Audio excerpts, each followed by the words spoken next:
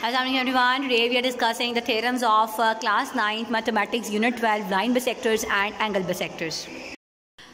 First theorem में 12 unit के first theorem में हमें स्टेटमेंट गिवन है और स्टेटमेंट के अकॉर्डिंग हम जाएंगे कि how can we solve the solution.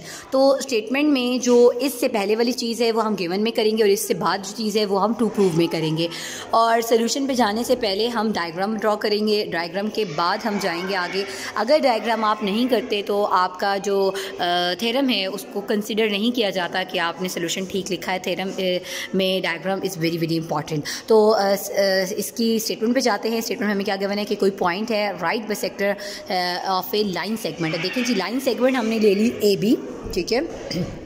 उस पे राइट बाइसेक्टर है। राइट बाइसेक्टर वो चीज़ होती है कि जो लाइन सेगमेंट को किसी उसके मिड पॉइंट पे जाके बाइसेक्ट करे, ठीक है। तो ये आपके पास है लाइन सेगमेंट है आपके पास ए बी, और उस पे जो राइट बाइसेक्टर है वो आपको एल एम दिया हुआ है और एल एम ए बी को पॉइंट सी पे जो है वो बाइसेक्ट कर रहा है मिडल पॉइंट पे। लाइन बाइसेक्टर की जो डेफिनेशन है राइट बाइसेक्टर की, सॉरी, वो ये है कि वो लाइन सेगमेंट को उसके मिडल पॉइंट पे बाइसेक्ट करता है परपेंडिकुलर, ठीक है। तो ये एक परपेंडिकुलर लाइन होती है जो कि लाइन सेगमेंट को उसके मिडल पॉइंट पे बाइसेक्ट कर रही है सी पॉइंट पे।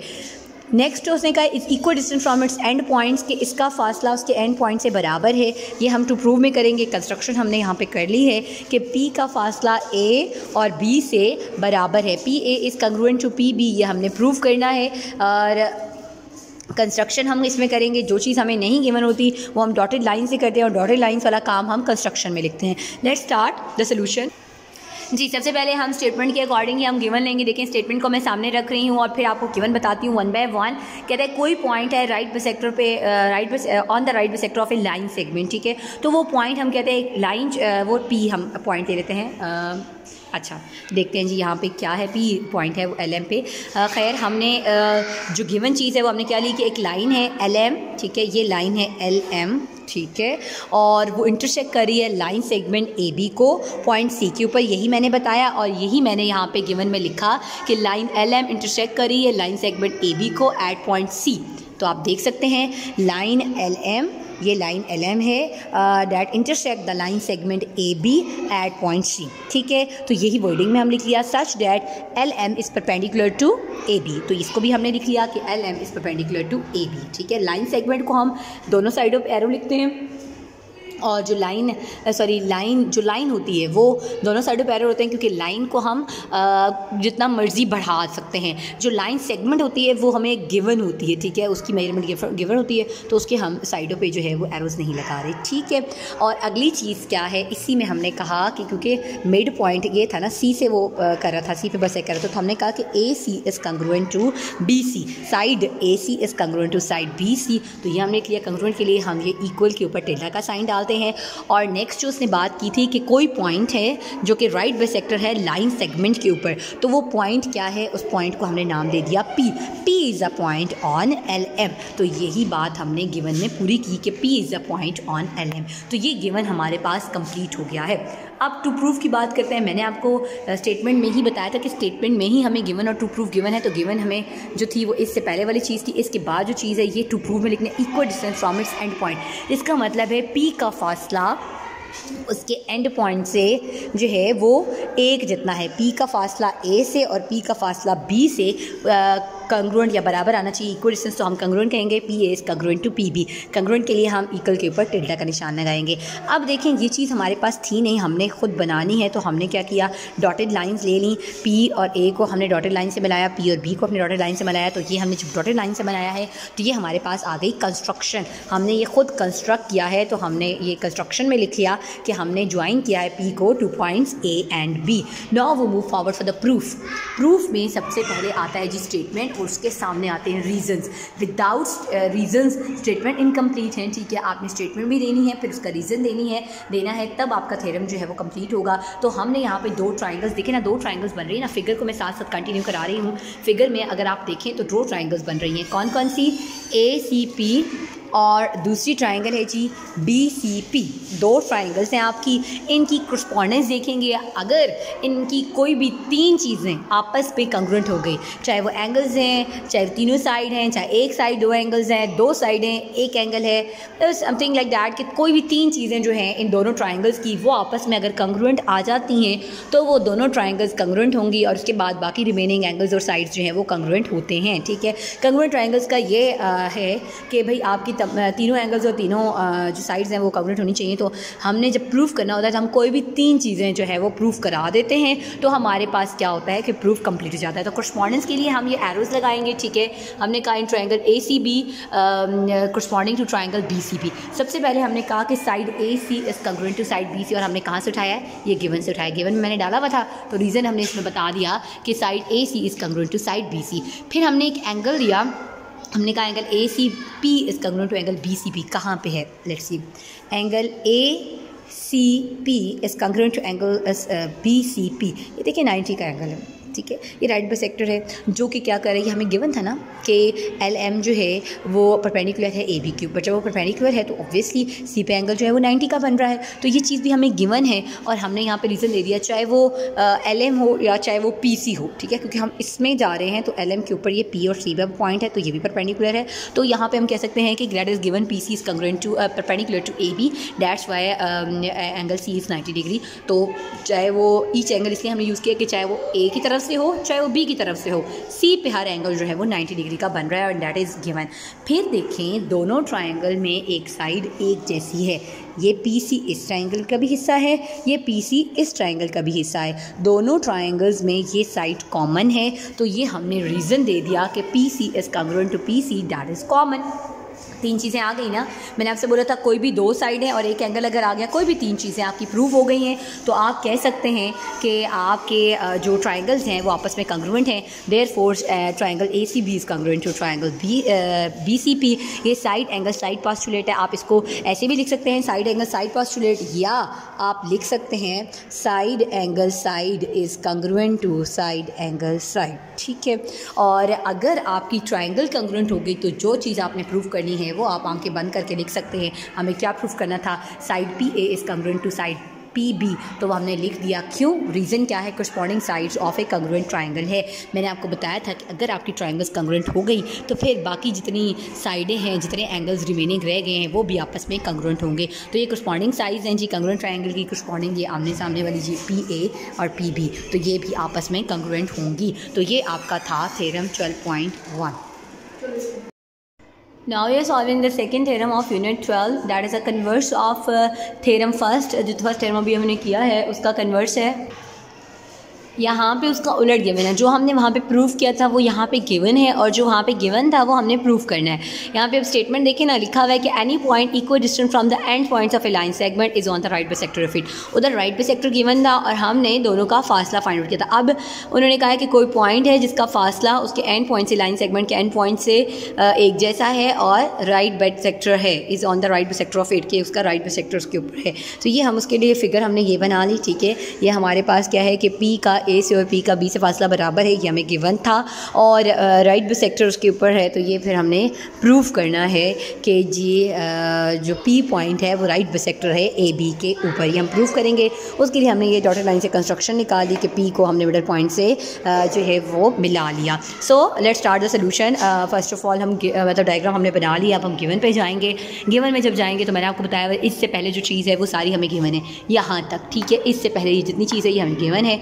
तो गिवन क्या था कि उसने कहा ना कि कोई पॉइंट है जिसका फासला लाइन सेगमेंट के एंड पॉइंट से बराबर है। तो हमने कह लिया कि AB जो है वो लाइन सेगमेंट है। ठीक है, और पॉइंट P जो है उसका फासला एंड पॉइंट से लाइन सेगमेंट AB से एक जैसा है, तो इसलिए हम कह सकते हैं कि P का इज़ कंग्रुएंट टू PB। ठीक है, तो यहाँ से अगर मैं आपको डायग्राम से समझाऊँ, क्योंकि आप अगर डायग्राम से देख के याद करेंगे तो आपको बहुत जल्दी याद हो जाएगा कि AB is a line segment. ठीक है, ये हमें गिवन था AB is a line segment, point P is equal distance from its end points of A B, ठीक है।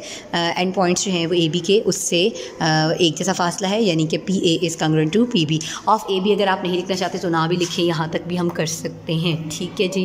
कि point P is equal distance from and points, point P is equal distance from and points. तो and points कौन कौन से, ए और B, तो हम अगले स्टेप में लिख लेंगे P A is congruent to P B. तो इस तरीके से आपके गिवन हो जाएगा। टू प्रूव इसके बाद वाली चीज़ है, इसके बाद वाली क्या चीज़ है, इसके बाद लिखा हुआ ना कि that line segment is on the right bisector of it, कि पॉइंट पी जो है वो राइट बिसेक्टर है ए बी के ऊपर। तो ये हमें प्रूफ करना है कि पॉइंट, क्योंकि उसने कहा ना एनी पॉइंट, वो पॉइंट किसके ऊपर है, is on the right bisector of it, यानी लाइन सेगमेंट के ऊपर राइट बिसेक्टर है। तो हमने कह दिया point P is on the right bisector of A B.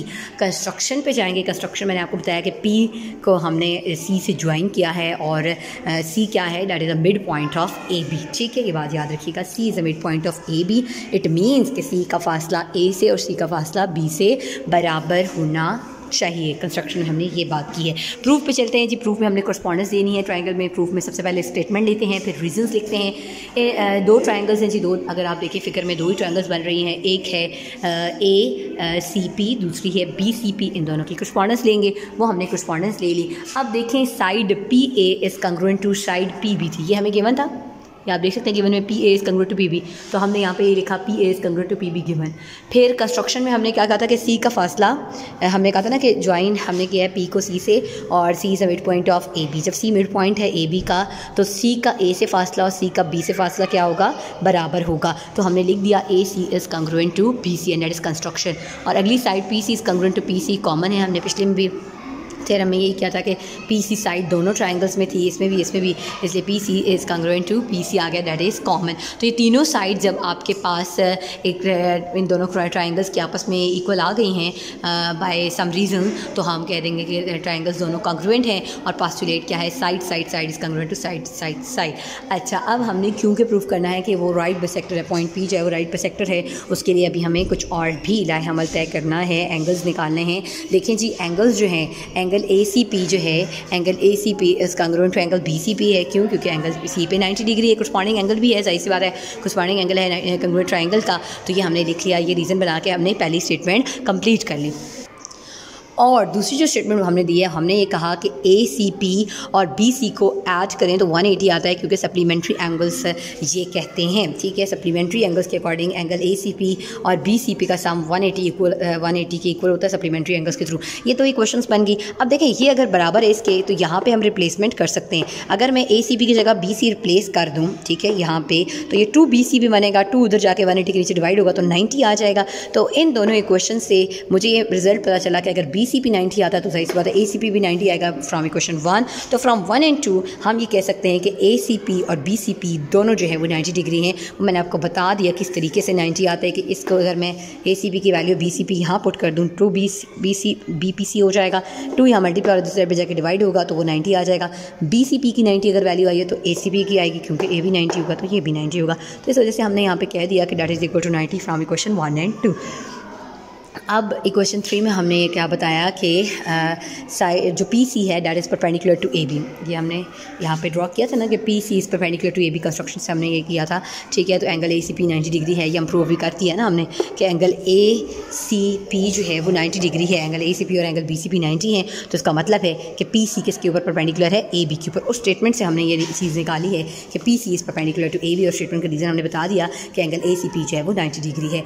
और side C A side C is congruent to side C भी है, ये हमने कंस्ट्रक्ट किया हुआ था कि सी का फासला ए और बी से बराबर है, तो इस वजह से हमने ये कंस्ट्रक्शन में लिख लिया। तो इन दोनों रीज़न की वजह से हम कह सकते हैं कि पी सी जो है वो राइट बाइसेक्टर है ए बी का।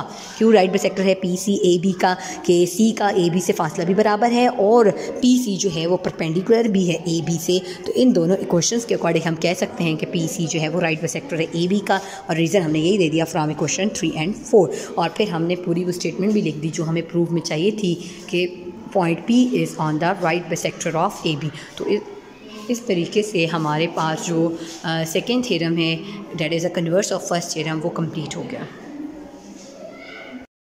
Now we are solving the third theorem of unit 12। इसमें हमारे पास स्टेटमेंट ये है कि राइट बाइसेक्टर जो है वो ट्राइंगल की साइड्स का राइट बाइसेक्टर वो कंकरेंट होना चाहिए। तो हमें ट्राइंगल एक गिवन है, ठीक है, और इसके अलावा हमें कुछ नहीं गिवन। जो प्रूफ करना है वो हमने ये प्रूफ करना है कि जो राइट बाइसेक्टर्स हैं ट्राइंगल्स के वो कंकरेंट हैं, ठीक है। फिर अब देखिए हमें ट्राइंगल ABC गिवन थी, उसमें हमने बहुत सी कंस्ट्रक्शन की है और उसके बाद हमने प्रूफ पे गए हैं।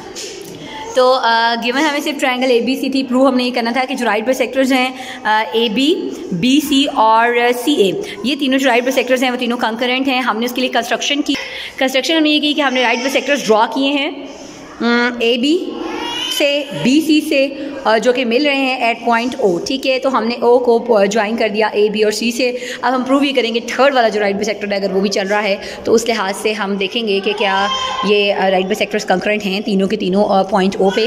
Let's start the solution. हम सबसे पहले स्टेटमेंट्स और रीज़न लिखेंगे। हमने कहा कि साइड OA जो है वो OA जो है वो कंकरेंट है OB के, ठीक है। तो ये हमने अभी कहा है कि हर पॉइंट जो है वो right bisector of line segment का उसका फासला एंड पॉइंट से बराबर होता है। ये रीज़न हमने दिया। OB और OC जो है वो भी बराबर है, कंग्रुएंट है आपस में, तो वो भी वही रीज़न है जो हमने फर्स्ट इक्वेशन के लिए कहा है। तो अगर ये दोनों इक्वेशंस आपस में मतलब OA कंग्रुएंट हो OB के और OB कंग्रुएंट हो OC के, तो ऑटोमेटिकली OA जो है वो OC के कंग्रुएंट होगा फ्रॉम इक्वेशन 1 एंड 2। इस तरह हमने कह दिया पॉइंट O जो है वो राइट बाइसेक्टर है CA के ऊपर, ठीक है। CA के ऊपर जो है वो राइट बाइसेक्टर है, तो क्योंकि O का फासला A से और C से बराबर है। लेकिन पॉइंट P जो है वो राइट बाइसेक्टर है AB का और BC का, तो ये हमने कंस्ट्रक्शन में देखा था। तो हमने ये कह दिया कि hence the right bisector of तीनों साइड का जो राइट बाइसेक्टर हैं वो ट्राइंगल के वो कंकरेंट हैं एट पॉइंट O पे। ये हमें सेकेंड इक्वेशन 4 इक्वेशन और 5 इक्वेशन से पता चला। इस लिहाज से हमारे पास जो थर्ड थ्योरम है उसका सोल्यूशन जो है वो कंप्लीट हो गया।